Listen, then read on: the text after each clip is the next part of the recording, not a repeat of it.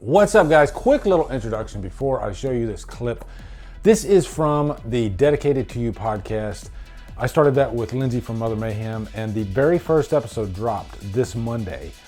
So a way to get the word out, because this is exclusively for patrons, is to give you guys this little clip, just to give you a taste of what's in the podcast. Each episode is about an hour and a half long tops. It's just a fun podcast for us to talk horror.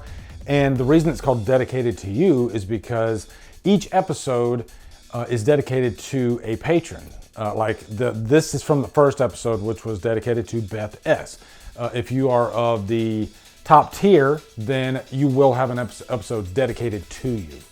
And we filter those top tiers in and out so that way everybody gets a chance, because there's a limited number. I think right now we only let 3 people in the top tier at a time. Once your episode hatches, then you are cycled down to the lower tier so that a new person can get in there. But again, you will not find this on Spotify. You will not find this on YouTube. This is specifically for patrons. So anyway, guys, enjoy the clip. And if you want to see the full episode, head on over to the Dedicated To You Patreon page. I'll have a link in the info box.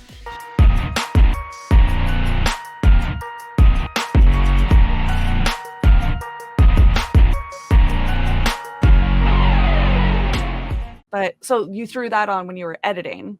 Which review were you editing? Well, I was doing that. I was doing a top 10. You want me to tell you what the top 10 I was doing? Yes. So I guessed. Did I get it right? No. Oh, It's top 10 double features part 2. Because I did a double features a couple years ago. And you know what? I'm so dumb because what was it, like not even a week ago, you asked what would be a good double feature to go with something. And I was giving you suggestions. Fuck my face. I knew it then, and I just completely forgot. What's one of your favorite, like, do you like to do horror double features? Oh, I'm going to piss you off with this one. Yeah. All right. Are you ready? Ahead. Okay. Yep. Anytime I watch the original Halloween, I will not stop at just the original Halloween. I have to watch Halloween 1 and Halloween 2. Because for me, when I was growing up, like this was in the age of VHS. So you weren't switching out discs or whatever, like streaming services, right? It was on VHS. And because of how my mom put it on VHS, she cut off the credits at the end. So it went straight from the end of the first one, straight into the second one. So when I was growing up, most people, like they don't like that storyline, or now it's not necessarily like the new canon, and people hate the brother sister storyline. But to me, that was how it was always meant to be. Because another thing was the version that we had was recorded from TV. Yeah. So it also, in the first movie, has a scene with Loomis where he's like trying to convince that room, like he's in it's like a courtroom hearing. Yeah, but it almost looks like a stadium sort of seating, like you're at a college. Yeah. I know exactly what you're talking about. And he mentions about his sister. So they filmed that when they were doing the second one, so that when they did TV spots, it would make it flow better by inserting it into the first movie. So for me, when people are like, no, they're not supposed to be brother and sister, like that was something that was created later. I'm like, in my head, I'm like, but no, I've watched that movie 600 goddamn times. That's the way it was always supposed to be.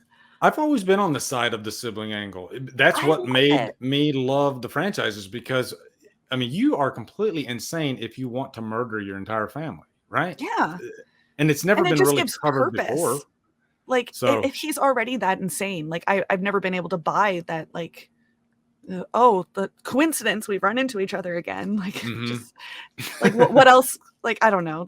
There wasn't enough for me with, like, in the new trilogy without the sibling angle. But I also am a huge champion of H2O, because I love H2O, and I don't care. You can harp on the CGI mask, you can tear on it all you want for certain things, but I love that movie.